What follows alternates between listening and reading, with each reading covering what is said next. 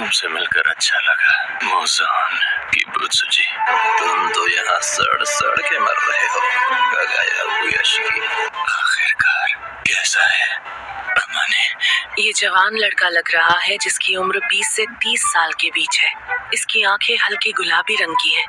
तो ऐसा है, मुझे उम्मीद थी कि तुम आओगे जरूर। मुझे सच में बहुत ज्यादा अफसोस हो रहा है जो मुझे रोकने में लगे थे। उन लोगों का मुखिया आज मजबूरी की हालत में पड़ा हुआ है। जिंदा हो मगर लाश की बदबू आ रही है तुमसे। जरूर आ रही होगी, मुझे मेरे वैद्य ने बताया था। समय कम है। मुझे देखकर हैरान हो गया था। उसने चौंक कर कहा, ये कैसे हुआ? एक दिन तुम्हारा अंत देखो। बस इसी चीज ने मुझे जिंदा रखा। मरने वाले हो लेकिन सपने हसीन हैं। हम दोनों की रगों में एक ही खून बह रहा है। तुम हमारे रिश्ते की गहराई को पूरी तरह भूल गए हो। वैसे तुम कहना क्या चाह रहे हो मुझसे? मेरा पूरा वंश श्रापित हो गया क्योंकि परिवार में एक ऐसे बच्चे ने जन्म लिया जो एंटीमन था, और वो बच्चे थे तुम। हमारे यहाँ सारे बच्चे कमजोर और बीमार पैदा होते थे। एक प्रीस्ट ने कहा था तुम्हारे वंश में एक डीमन पैदा हुआ है, कोशिश करके उस डीमन को जान से मार दे। और उस वक्त से हम प्रीस्ट की बेटियों से ही शादी करते आए हैं, इससे हमारे बच्चे जल्दी नहीं मरे। हमारे परिवार में से कोई भी 30 साल की उम्र को पार नहीं कर पाया। अच्छा, अपनी कहानी कागज पर लिखकर रद्दी में फेंक दो। जानते हो क्यों? कि आज तक मैंने जो कुछ भी किया मुझे कोई सजा नहीं मिली। हजारों साल से मैंने किसी भी भगवान या बुद्धा को नहीं देखा है। तुम्हें लगता है तुम ही भगवान हो। भगवान भगवान होता है, तुम शैतान हो। हम एक सिक्के के दो पहलू हैं। मुझे बताओ तुम्हारा सपना क्या है? कितना अजीब महसूस हो रहा है, जिसे मैं देखना तक नहीं चाहता मेरे सामने बैठा है, फिर भी नफरत मेरे मन में नहीं आ रही है।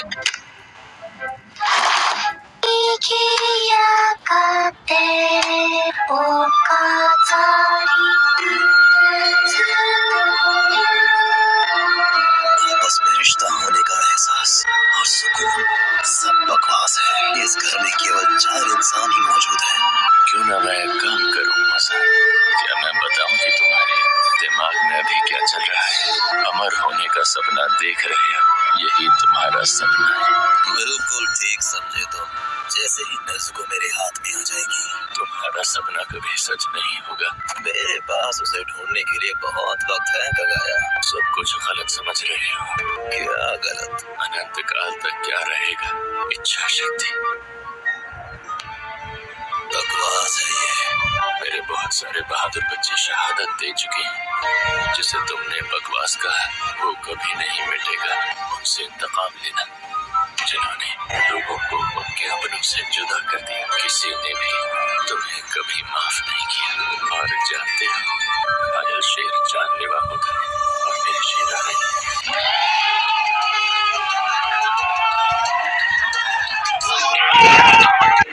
वैसे भी तुम बहुत बार शेर की पूंछ पर पैर रख चुके हो और ड्रैगन के गुस्से को झेल चुके हो।